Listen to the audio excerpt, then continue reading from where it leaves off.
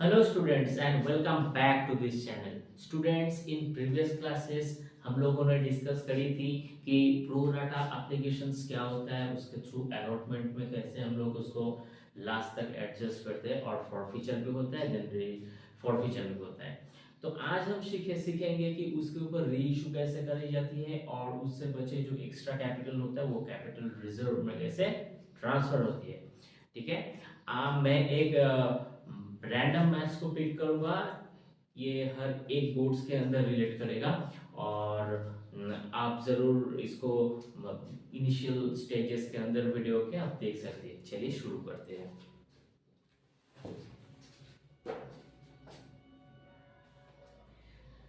A limited company invited applications for 50,000 equity shares, 10 each payable as follows. On applications 3, on allotment 4, first call 2 and final or balance call. Okay, balance call के अंदर आपको receive करना है। Applications per received of 55,000 applications per made the following basis. To applications for the 35 shares in full. अच्छा, to allow applications for 20,000 for 15,000 shares. Excess money paid on the applications utilized towards allotment money. Okay, a shareholder who allotted 1,500 share out of group of applying 20,000 shares failed to pay allotment money and due on calls. The shares were forfeited. 1,000 forfeited shares were reissued as fully paid up and received rupees 8 per share. Show the journal entries and the books of the companies.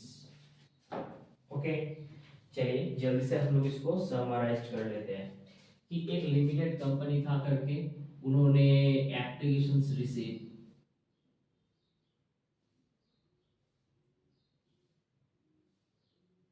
Application उन्होंने receive करी थी 55,000 shares के ऊपर, और finally उनके ऊपर allotment हुआ। Allotment जो हुआ था, अलॉटमेंट शेयर इक्वल टू 50,000। ठीक है। अब रिजेक्ट कितना हुआ, टोटल रिजेक्ट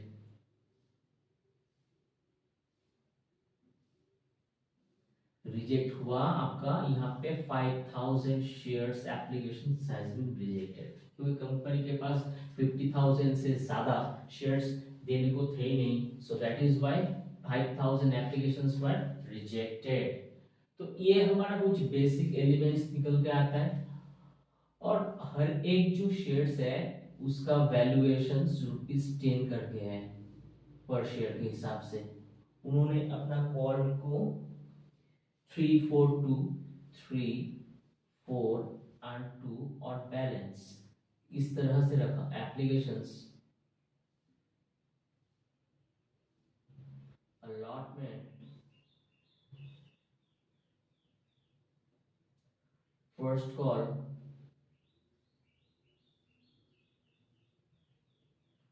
और ये हो गया आपका बैलेंस कॉल। अब बैलेंस कॉल कितना है हम लोग नहीं जानते।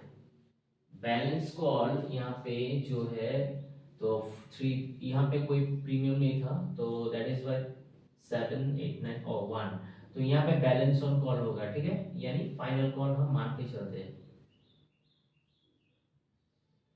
ओके स्टूडेंट्स, हम लोग इस पूरा जो पेमेंट का प्रोसीजर है उसको हम लोग देखें कि कौन सा कॉल में कौन सा रिसीवेबल और पेमेंट पे आउट और जो call time and paid up हुआ था।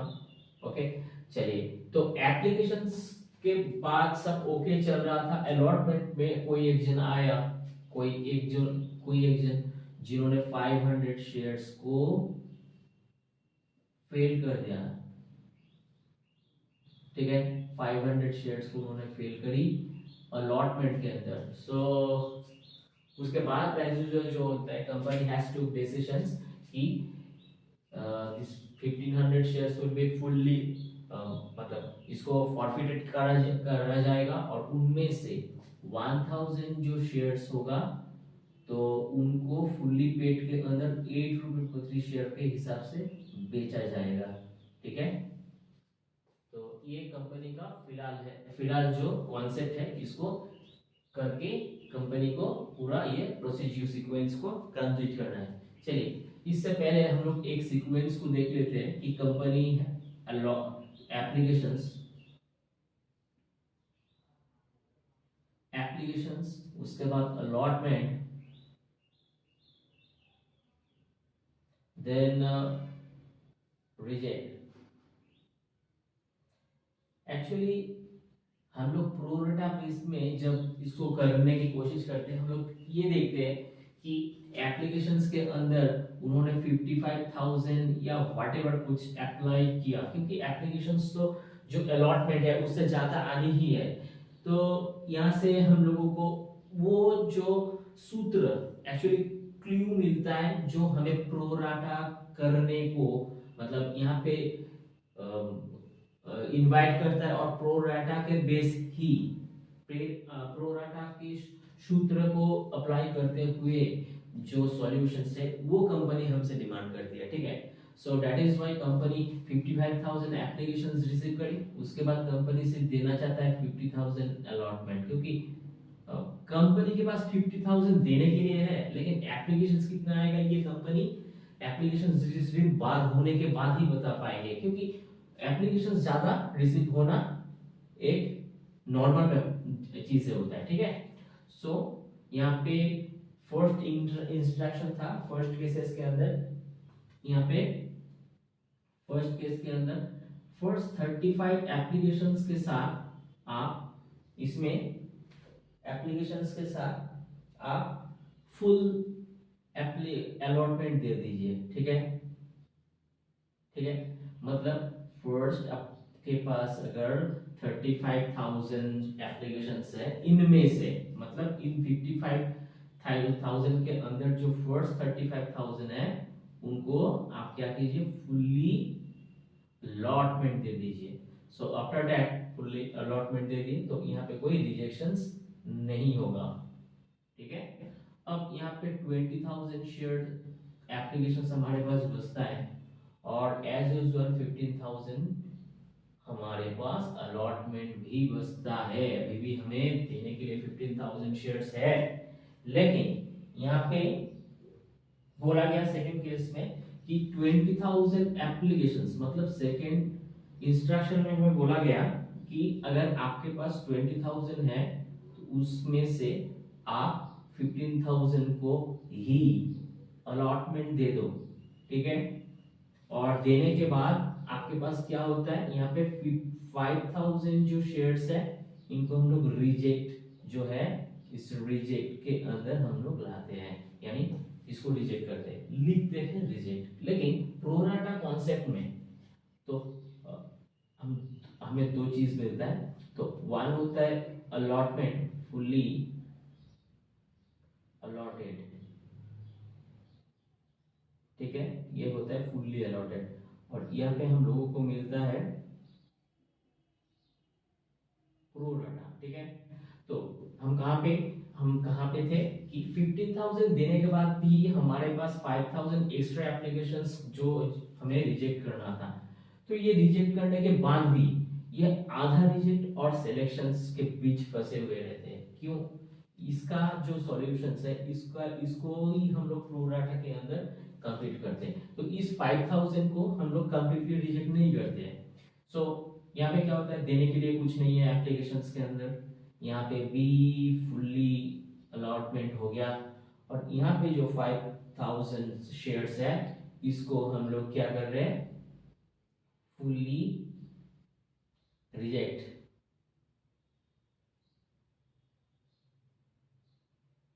ठीक है, हम लोग फुल्ली रिजेक्ट कर रहे हैं।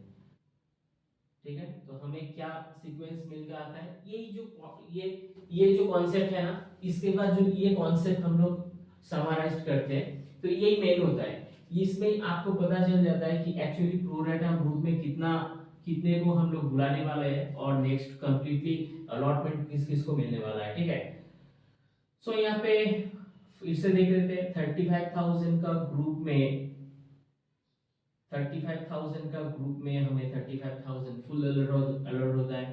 20,000 के ग्रुप में हमें फुल्ली यहाँ पे अलॉटेड नहीं दिखने को मिलता है, जस्ट खाली हम लोग 15,000 को हम लोग अलॉटमेंट दे पाते हैं और बाकी रिजेक्ट हो जाता है। ठीक है, सो फुल्ली रिजेक्टेड और टोटल जो रिजेक्टेड है यही हमारा फुल्ली रिजेक्टेड यानी टोटल रिजेक्टेड है। चलिए मैथ्स को करते हैं। तो फर्स्ट हम लोगों को जो जो हमें एप्लीकेशन से मिलता है तो उस हिसाब से bank account debit to share applications account. So applications में हम लोगों को 55,000 शेयर्स को एप्लीकेशंस के हिसाब से लेना पड़ा, जो 3 रुपीज करके है, जो हमें 1,65,000 and 1,65,000।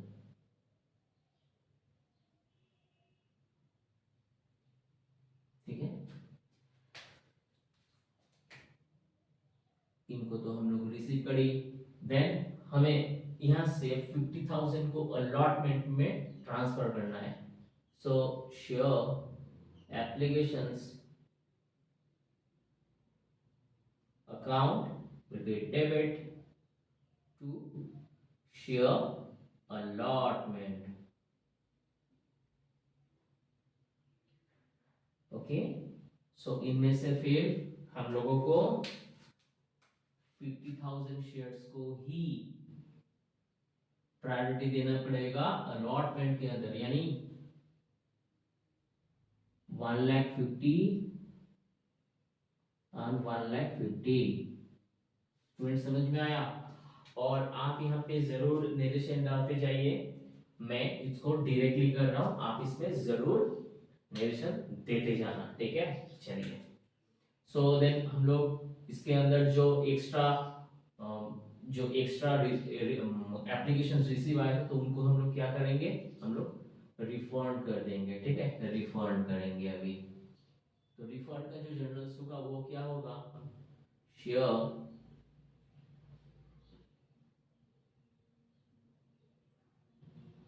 Application account debit to bank के अंदर हम लोग उनको दे देंगे।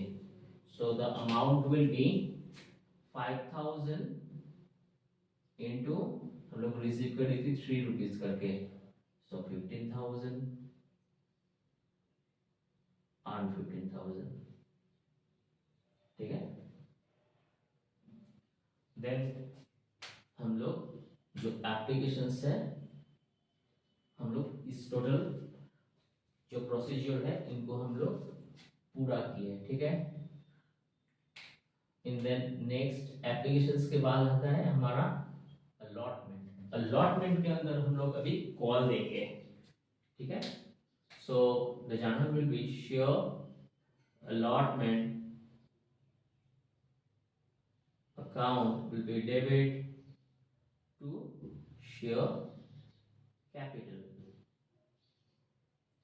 account। ओके, सो यहाँ पे जो कॉल रेट्स है वो रेट कितना था, 50,000 के ऊपर ही ऑब्वियसली इसको मल्टीप्लिकेशन करी जाएगी। अलॉटमेंट का जो वैल्यूएशन है ये है 4 rupees, so multiply by the 4, so 20,000, sorry 2 lakhs and 2 lakhs।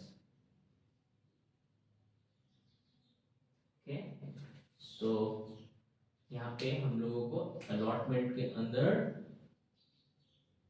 हम लोगों को कॉल हम लोग पेड अप किए। ठीक है, कॉल्ड अप किए, अभी पेड अप की बारी है। So that is why bank account will be debit to share allotment. Okay, but students, we have to pick some numbers and ideas about this। हम लोगों को कोई टर्म्स एंड कंडीशंस था जिसके थ्रू हम लोगों को अलॉटमेंट में कुछ पैसा फुल नहीं भी मिलेगा। सो कितना नहीं मिलेगा, चलिए हम लोग कैलकुलेशंस के थ्रू देखते हैं। फॉर एग्जाम्पल हम लोगों को एक दुकान पे 10 अगर ब्रेड है तो उनको हम मैक्स टू मैक्स 10 ही परचेज कर सकते हैं। और उस हिसाब से हम लोग अगर इस ग्रुप में देखें तो यहाँ पे जो 20 था, ठीक है, 20 एप्लीकेशंस था और सामान था उनके पास 15, यानी 4:3। सो यहाँ पे अगर डिमांड होता है 4 रुपए का तो उस डिमांड को फुलफिल करी जाती है 3 रुपीज से। ठीक है, चलिए इनको हम लोग समझते हैं। तो यहाँ पे not receive on due on due on applications, sorry due on allotment account actually not paid। ठीक है, जो स्पेसिफिक पर्सन था उन्होंने क्या करी, यहाँ पे ड्यू करी यानी पेमेंट नहीं किया। सो उनके पास एप्लीकेशंस कितना था, ऑब्वियसली हम लोग जानते हैं 1500 का शेयर्स का एक एप्लीकेशंस था। ठीक है, हम लोग ये देखेंगे कि यहाँ पे जो प्रोराटा जो सीक्वेंस चल रहा है, इस प्रोराटा के हिसाब से हमारा प्रोपोर्शन कितना होता है। सो यहाँ पे 15,000 अगर शेयर्स किसी को अलॉटमेंट होता है तो उसके लिए उनको 20,000 एप्लीकेशंस करना पड़ता है। ठीक है स्टूडेंट्स, अगर 15,000 अलॉटमेंट होना है इस कंपनी के अंदर, इस द लिमिटेड कंपनी के ऊपर, तो उसके लिए उस हिसाब से उनको 20,000 एप्लीकेशंस करना होगा। तो एसएमएस उस सीक्वेंस में अगर 1500 शेयर इस पर्टिकुलर पर्सन इस जो पर्सन है इस जन के पास अगर 1500 शेयर्स होगा तो उनके पास ऑब्वियसली कितना होगा, ऑब्वियसली हम लोग अरिथमेटिक्स के थ्रू भी हम लोग निकाल सकते हैं। सो अगर 1500 शेयर्स है, 1500 के लिए कितना होगा, 4 के लिए अगर 3 होता है तो 1500 के लिए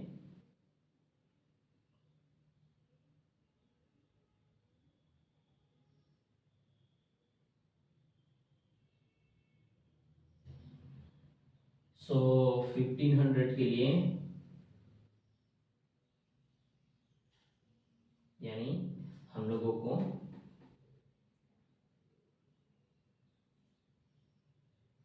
सो 3 के लिए अगर 4 होता है इंटू 1500 के लिए सो 5 यानी 20,000 शेयर्स का एप्लीकेशन होना पड़ेगा। सो स्टूडेंट इस बात को आप देख लीजिए कि और 15,000 अलॉटमेंट अगर होता है तो उसके लिए एप्लीकेशंस देना पड़ता है 20,000। सो यहाँ पे अगर उस जन के पास 1500 शेयर्स है तो उसके लिए उनको 20,100 यानी 2000 एप्लीकेशंस देना पड़ा। ठीक है, तो उस हिसाब से एप्लीकेशंस रिसीव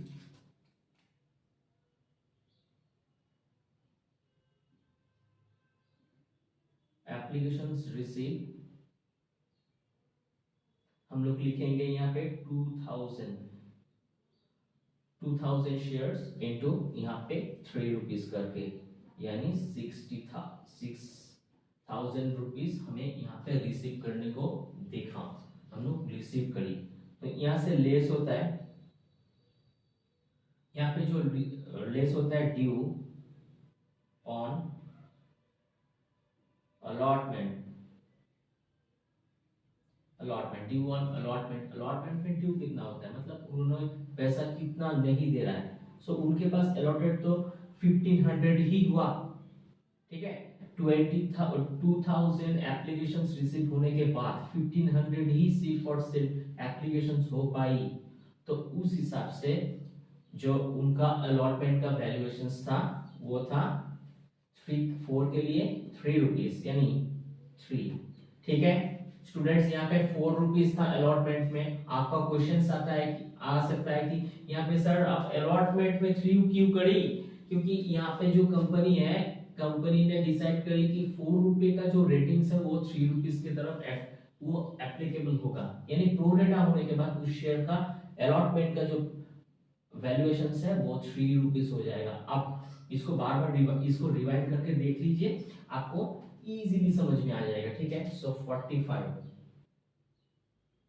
सो देन 1500, ये हो जाता है एक्सेस एप्लीकेशंस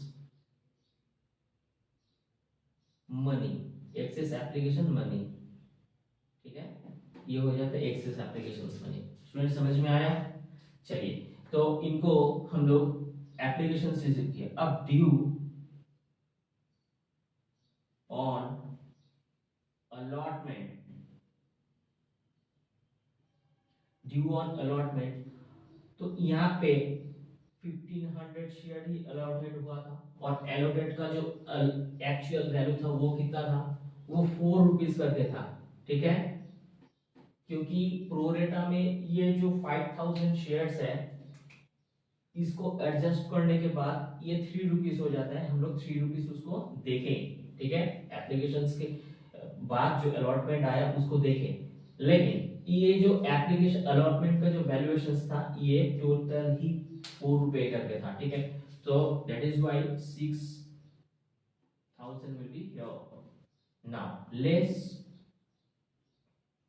हमें क्या करना पड़ेगा, एक्सेस एप्लीकेशंस जो मनी है इसको लेस कर देना होगा, लेस एक्सेस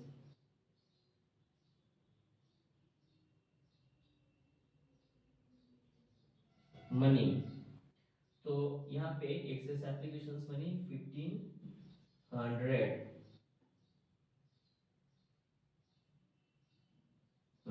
सो 4500 ये हमारा टोटल नॉट पेड, मतलब ये नॉट पेड, ठीक है। तो हम लोगों को ये पैसा नहीं मिला, ठीक है। चलिए, तो हम लोगों को मिला कितना, अब इतना, सो इतना करने के बाद हम लोगों को मिला एक्चुअली में कितना, सो रिसीव अलॉटमेंट मनी, सो कितना रिसीव होता है। तो हम लोग फर्स्ट देखेंगे टोटल रिसीव कितना करना था, टोटल रिसीवेबल,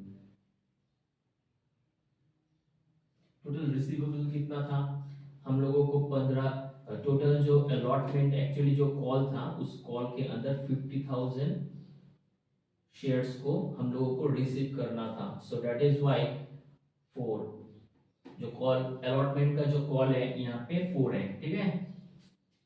सो यहाँ पे 2 lakhs, ठीक है। यहां से हम लोग लेस कर देंगे, लेस एडजस्टेड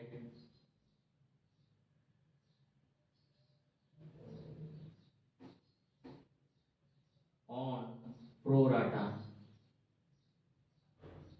प्रोराटा कितना शेयर्स था हमारे पास, 5000 शेयर्स था, जो हमारे पास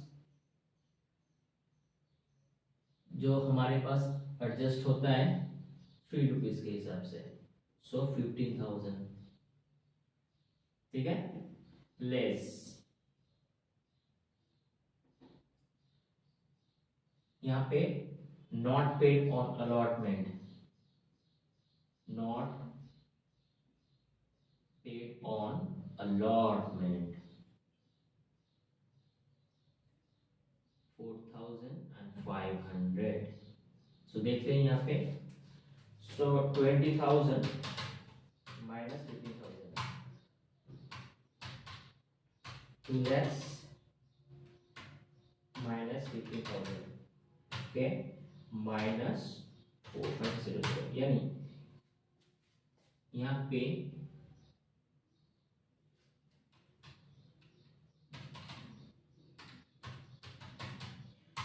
सो 1,85,000, 1,85,000, और यहाँ पे जो होता है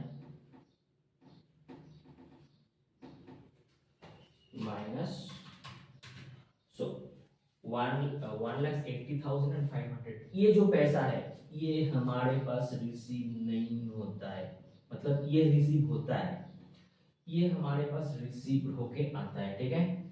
ये जो टोटल कॉन्टेक्स्ट है, हम लोग इस पैसे को रिसीव करते हैं, इस टोटल जो पैसा है इस अमाउंट को रिसीव करते हैं, और ये हमारा नॉट पेड, यानी ये हमको नहीं मिलता है। स्टूडेंट्स इंपॉर्टेंट क्वेश्चंस, ये प्रोराटा जो कम्स, ये प्रोराटा जो प्रॉब्लम है, यही जो वर्ड होता है इसमें इंपॉर्टेंस ये होता है कि कहाँ कितना हमें हमें ड्यू होता है नॉट पेड के थ्रू और कितना रिसीव होता है, ठीक है। चलिए हम देखते हैं।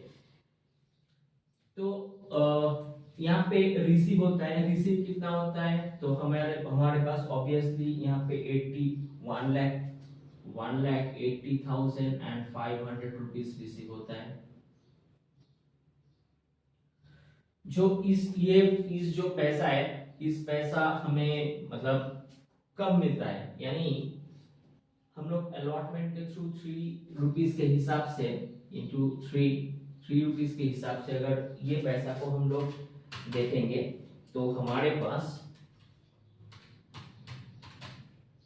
डिवाइडेड बाय, मतलब यहाँ पे हम लोगों को ना यहाँ पे 1500 शेयर्स का पैसा नहीं मिलता है। स्टूडेंट्स आप एक चीज देखेंगे, ये नॉट पेड है, ये पैसा हमें नहीं मिला, ठीक है, ये पैसा हमें नहीं मिला। मतलब ये 1500 का जो पैसा है, 1500 शेयर्स का उन्होंने एरियर करा, मतलब पे ड्यू करी, और इसके बाद 3 रुपीज से उसको पेमेंट नहीं हुआ, ठीक है। अब नेक्स्ट कॉल के अंदर आ जाते हैं, हम लोगों को अभी जाना है फर्स्ट कॉल के अंदर। तो share first call account debit to share capital account. So यहाँ पे जो अमाउंट होगा ना वो 50,000 शेयर्स के ऊपर ही होगा, और इसका जो अमाउंट था वो 2 रुपीज करके, यानी 1 लाख एंड 1 लाख, ठीक है। लेकिन क्या यहाँ पे वो पूरा 1 लाख का पैसा यहाँ पे आएगा? नहीं। Bank account debit to share first call, यहाँ पे 1500 शेयर्स का जो पैसा है वो कम आएगा, यानी 1500 शेयर कम आएगा यहाँ पे। सो 1500 अगर कम आता है तो 50, सो यहाँ पे हमारे पास 50,000 शेयर्स था, तो वहां से 1500 शेयर कम आने का मतलब ये है 48,500, 48,500 शेयर का पैसा हमें कम मिलेगा, यानी इसको 2 रुपए के हिसाब से अगर हमें मिलता है तो 97,000 हमें मिलता है, ठीक है। सॉरी। अब हमें फर्स्ट कॉल फाइनल कॉल, अभी फाइनल कॉल के अंदर हमें कॉल अप करना पड़ेगा, then final. So share final call account debit to share capital account. Students आप जरूर जरूर यहाँ पे नरेशन लिखते जाइए, नरेशंस बहुत इंपॉर्टेंट होता है, अब जरूर इसको लिखते जाना। और फाइनल कॉल का जो वैल्यूएशंस था वो हमें मिला कि यहाँ पे 1 रुपए करके, ठीक है। So it will be multiply with 1, सो 50,000। लेकिन यहाँ पे वही इक्वेशंस कि यहाँ पे क्या हमें पूरा शेयर्स का पैसा मिलेगा, यहाँ पे हमें वो पैसा तो नहीं मिलेगा, क्योंकि यहाँ पे सिर्फ और सिर्फ 48,000 शेयर्स एंड 548,000 एंड शेयर्स का पैसा ही हमको मिलेगा, क्योंकि वही एजेंट जो था वो हमें पैसा नहीं दिया। सो 48,500, ठीक है।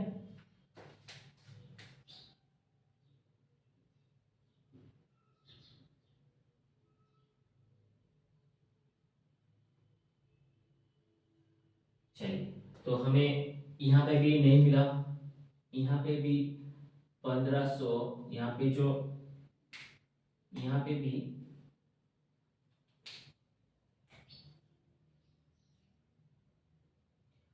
यहाँ पे भी 1500 × 3 यानी 4500 ये हमें नहीं मिला था।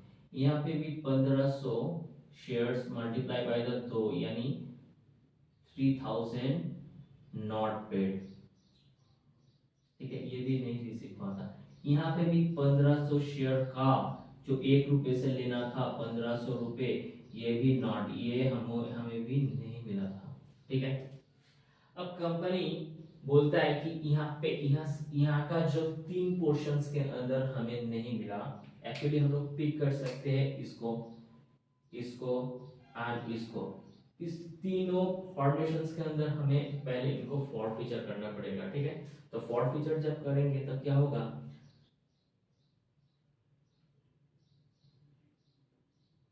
Share capital account debit to share allotment account. ठीक है, to share first call account to share final call. ठीक है, अब बाकी जो बचता है वो होता है टू शेयर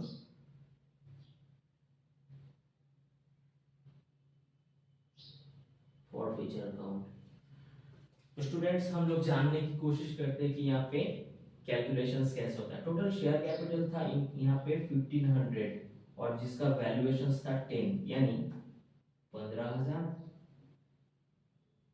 ठीक है, नेक्स्ट, तो 1500 जो शेयर्स है इस सभी कॉन्टेक्स्ट में होगा। सो यहाँ पे जो अलॉटमेंट का जो वैल्यूएशन था वो हमने कितना निकाला, यहाँ पे 3, सो 3 विल बी मल्टीप्लाई। जो फर्स्ट कॉल का था वो भी हमारे पास 2 और फाइनल कॉल जो था वो 1। और जो हमारा यहाँ पे फॉरफीचर है उनको हमें बैलेंस के थ्रू करना पड़ेगा। यानी यहाँ पे 1500 यानी 4500 देन यहाँ पे 3000 देन यहाँ पे 1500। सो यहाँ पे हम लोगों को फॉरफीचर होता है 3 और 2, 5, 6 एंड 4। यहाँ पे 4 रुपए से हम लोग इस शेयर्स को फॉरफीचर कर रहे हैं, यानी ये 6000 रुपीज हम लोग इसको फॉरफीचर कर रहे हैं। स्टूडेंट्स, फॉरफीचर करने का मतलब ये होना कि कंपनी ने उस शेयर को जब्त कर लेता है, अपने अपने जो कस्टोडियन है उसमें ले लेता है। ठीक है, अभी इनको इंस्ट्रक्शंस के अनुसार हमें इस 1500 में से 1000 शेयर को रीइश्यू करना पड़ेगा। So reissue the journal will be bank account debit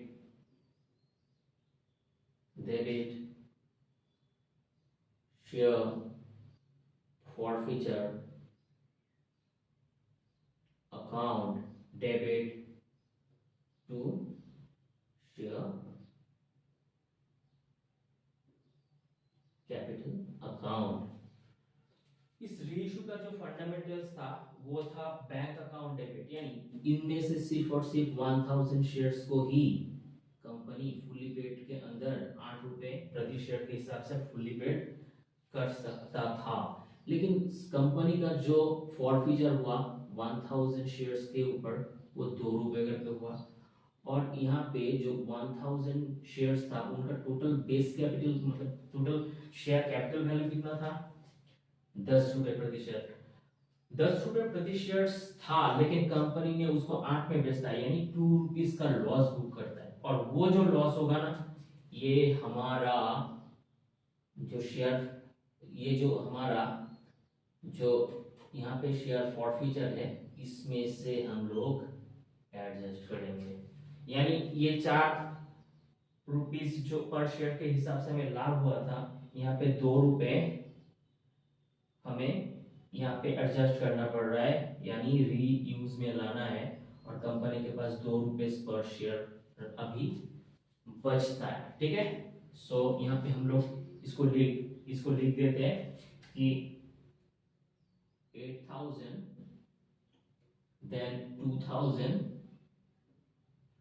और नेक्स्ट यहाँ पे हम लोग 10,000।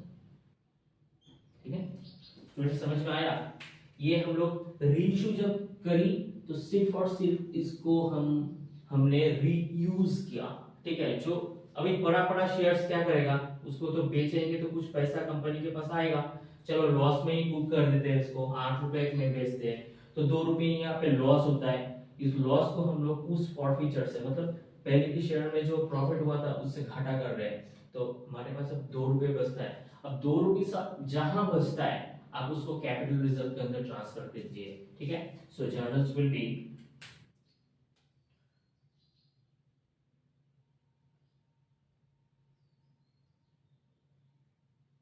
forfeited share account will be debit to capital reserve account। ठीक है, तो आप नरेशन में लिख देना, paying the forfeited share, balance forfeited share amount will be transferred in capital reserve। Okay, so 2 रुपए करके हमारे पास प्रॉफिट होता है, यानी 1000 शेयर्स के ऊपर अगर 2 रुपए करके प्रॉफिट होगा, तो जाके यहाँ पे हमें 2000 रुपीज का प्रॉफिट होगा। ठीक है, चलिए इनको जल्दी से जोड़ लेते हैं। So first 1,65,000, next 1,50,000, next 15, then 2 lakh, then 180, 500 plus 1 lakh plus 97,000, like 50,000, then 48,500, then 15,000, then 8,000, then 2,000, then 2,000, 10,33,000 and 10,33,000। So